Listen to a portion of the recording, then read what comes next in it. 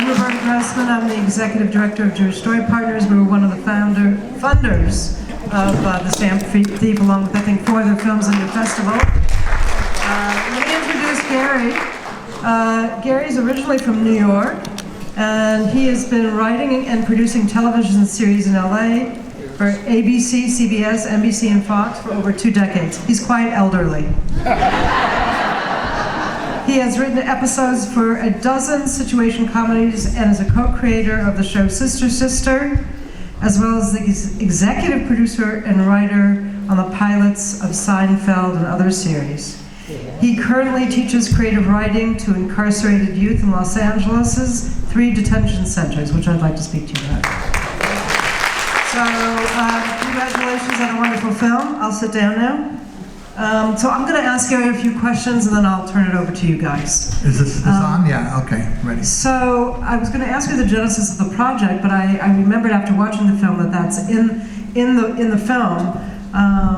How many times along the way did you think you had lost your mind? I thought we were friends.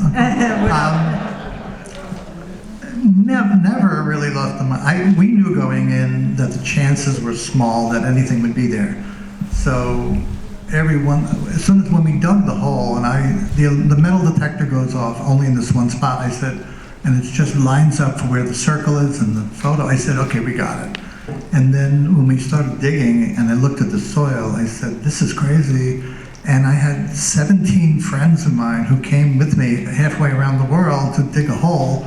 And that was the bad part. I guess it's a bit of pressure. It's more than a dinner party. Yeah, and also, every time there was a downside, we'd then go visit the relative and said, "Oh yeah, we buried it. We put it in the zinc box and we put it there." So you you didn't find the stamps. What did you find?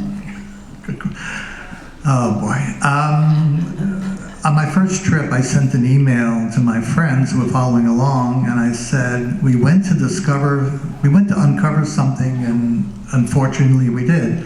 When we found out that there were 8,000 Jews in Poland, when there used to be 3 million, when we found out that they were taking gravestones and building walls, so what we discovered was that anti-Semitism is unfortunately alive and well in Poland and other places.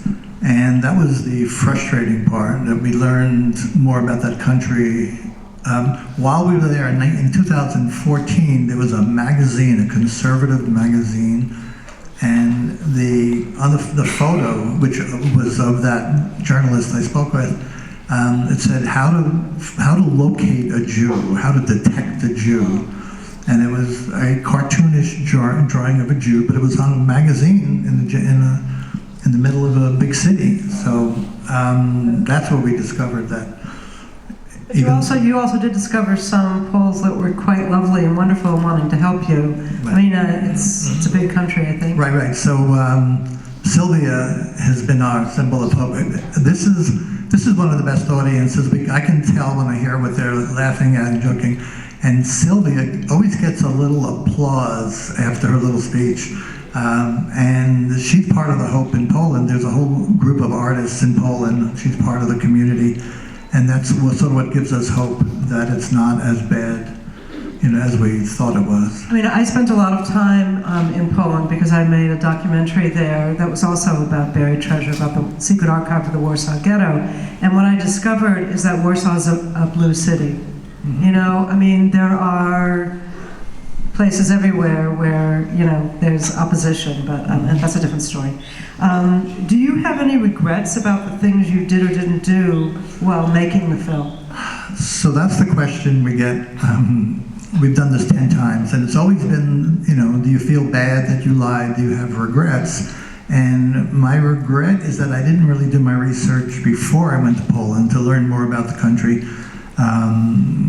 The more we spoke with Polish historians and others, and they explained how the Russians came after them on one side, and then the Germans came the other side, and they're an oppressed and defensive people to begin with. Doesn't justify some other behavior, but I really didn't do enough research. I thought, in terms of the big question, there are 40 adults living in a building, and I would have to go to them and say, hi, I'm an American Jew, we say it in the film, can I come into your building and look for something that could be worth a lot of money, but I can't keep it and you can't keep it. We're going to try to find the original owners, but your government thinks they own it. So you're going to have to lie for me. You're going to have to be on my side if anyone asks. And I realized that I could not convince 40 Polish adults to, I didn't believe all 40 were going to say yes. And it turned out to be true, but so when people are always asking about regrets, I think we had no choice but no choice not to lie. So, you actually have hit a nerve with this film because after the war, and probably even during the war, there was a lot of digging for Jewish treasure. Mm-hmm. And part of it is what you show in the film about this belief that Jews and gold are connected sort of intrinsically from birth. Mm-hmm. But it's also true that Jews, not only in this Nazi, but Jews everywhere they were bearing valuables so that if they survived, they could come back and restart their lives. And there was basically digging everywhere in Poland, anywhere where Jews had been. So, that's another film, and I think that you should make it. Mm-hmm. If you fund it. I'm sure that we could probably find some funding. I've done about 8 of these talkbacks, and so far 4 people have come up to me afterwards and said, "Oh, my family has something buried," and I'm hoping it's exciting enough to really do it. But the math is interesting because if we've shown it to 2,000 people, and 4 people have already come up and said, "My family has something buried," when you extrapolate it out to 2 million people, there's tens of thousands of stories just like this. Yeah, I think in the years to come we'll learn a lot more. I'm wondering what you personally learned in making this film, and I love the conversations that you have with your very smart and insightful daughters.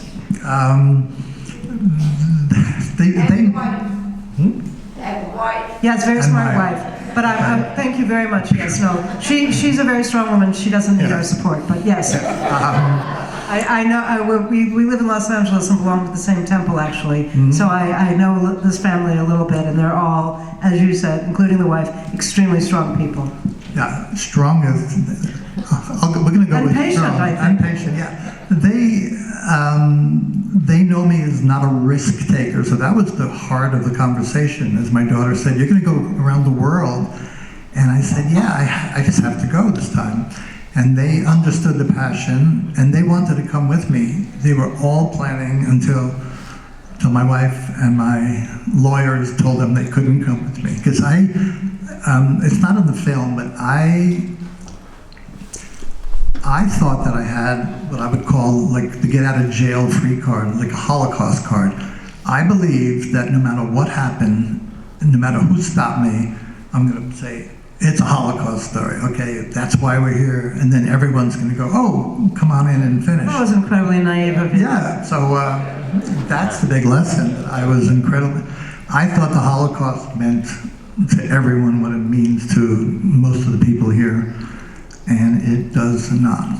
No, it's not settled history. It's very contested, especially in Poland. I'm wondering if you have you said, but do you have any plans to make another documentary, or has the difficulty of this one cured you forever? And you learned that it's not non-profit, it's no profit. it's the opposite of non-profit. I worked in television, and you get an idea, you talk to some people sometimes, and then you go into a room and you write a script, and then you're done. In this one, the process was crazy because it was sort of an idea, so there really was no script to begin with, and we sort of did it as we went along. And the idea of trying to get it funded has been a nightmare, and I only do a small part of it.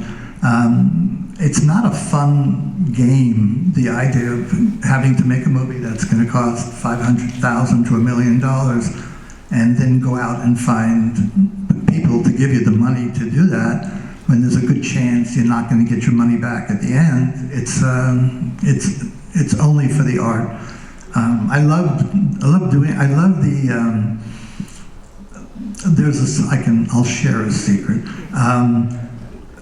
There's a scene where when we go and we do the metal detector, and then I randomly chose, using Google Maps, this building across the street, and said, oh, my grandmother lived in that building. And then we just went there just for fun, and that's where the guy had that book.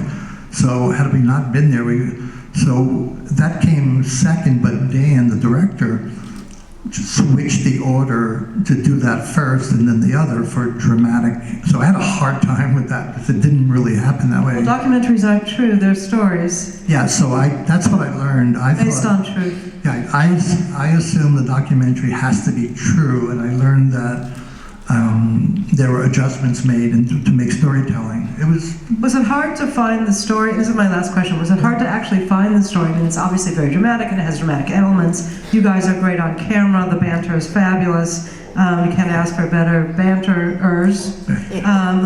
But in terms of editing and figuring out where and how to stop, especially because you didn't have the conclusion that you had hoped for, how did you decide to stop, and how was the film actually? I think of documentaries as being written once beforehand, possibly once, or films, once when you're shooting and once when you're editing. Where did the preponderance of the writing of this one come from? I wish Dan were here, because respectfully, he did most of the work. So when we first began the project, we have 3 times as much information out there, 3 times as much. We made a 3 or 4 hour first draft to go to Netflix and sell it, because people told us you can sell a series easier than you can a film, and that didn't happen. But the answer, I think, is that it seems like it's 70% in the in post. When the film began, I told Dan the story, and he said, well, "This is my next movie," and I, again, naively assumed the camera would be on me at the beginning and said, hi, we're going to go look for this, and the camera would turn away and you wouldn't have to see me again. And I had no idea that I was going to be, I truly wouldn't have said yes, because I wasn't happy about the on-camera part. But once it started, I was sort of, into it. But you become not only the main on-character person, but actually the driving engine of continuing, because I think Dan might have stopped quite a bit sooner had you not always been saying, no, let's go further, or maybe it's not over. Yeah, Dan would have been a little more cautious about some of the things. The hard part, in answer to the question, is there's a drama, there's a thriller of, oh my God, it's buried, let's go find it.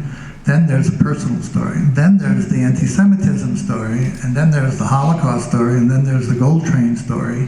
Which is why it's really a good movie. Yeah, and it's why we're having a hard time selling it, because... No, you're having a hard time selling it because it's a Jewish film. I'm sorry, I don't mean to be so blunt. Oh, that's good. But it's not a good time for Jewish films right now. I don't know if anything. Okay, yes, you. Past president. If you've attended college encampments protesting Israel's war in Gaza, if you've watched films of anti-Semitic demonstrations coming from the right, there's one phrase that you hear at both of them, which is go back to Poland. Having had this experience, all you've done, how does that phrase resonate with you now? No, he's asking you. I thought we both know, because we were both there. I mean, and I think it's naive that people who are saying it don't realize that there are more Buddhists in Poland now than Jews. So I think it's sort of meaningless comment. Like they don't understand what they're saying. They want to say go back to that homeland, but it is no longer the homeland. So it's just sad that it points out how sad the whole picture is. Yeah, standing up and on behalf of Judy, right? Judy, right? Hi. I fell in love with your film, the friendship and the trust, and how you and Dan played off of each other with different parts, and you each with your own brilliance. My question is, first of all, I think I can help you get it into the Aspen Film Festival if you want. To get it out of the Jewish and into something, to get it into the mainstream.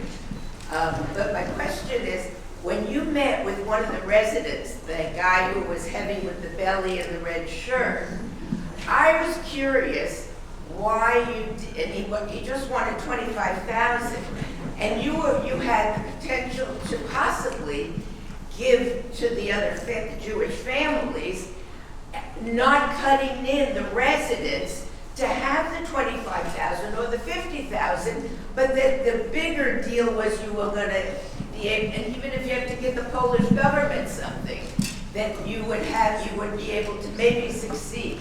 Did that occur to you guys, or was it going to ruin your... No, it occurred to us a number of times, but what happened was, after we failed the first time, some of the residents realized that we had done something. They saw dirt on the floor, they saw that some of the mortar was moist, and then they called us, and then we gave them a half explanation, and we said we'd like to come back and finish, and they said, you can come back, but we want $50,000, the residents.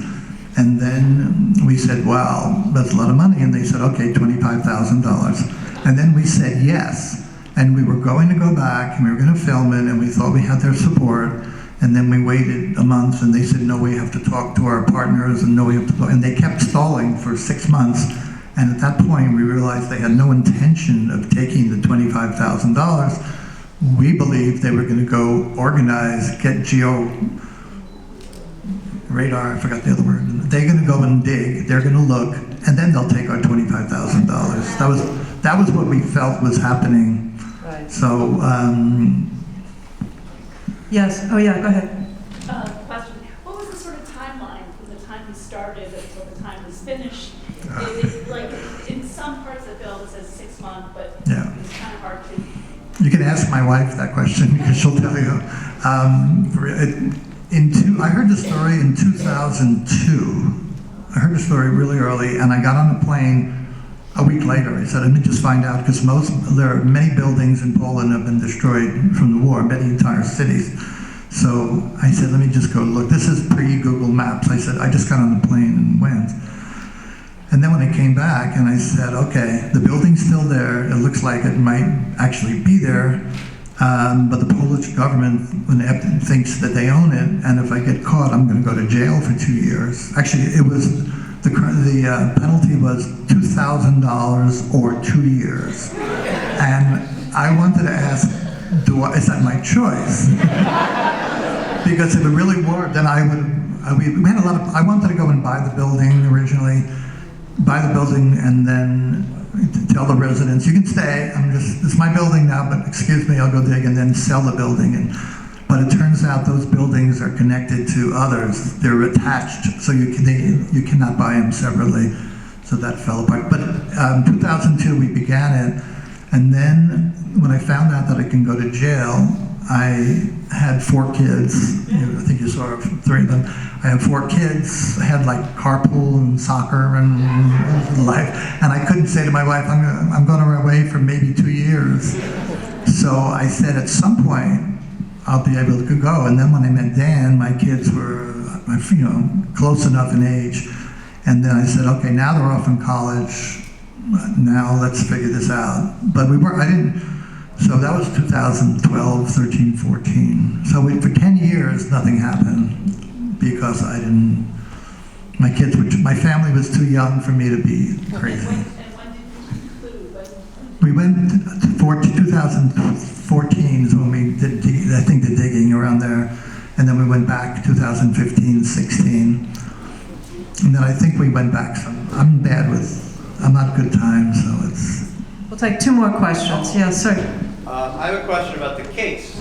So, do you think the case exists? Do you think it's filled with stolen stamps, and where do you think it is? Oh, I thought you meant the legal case. No, the actual metal case you were looking at. If I had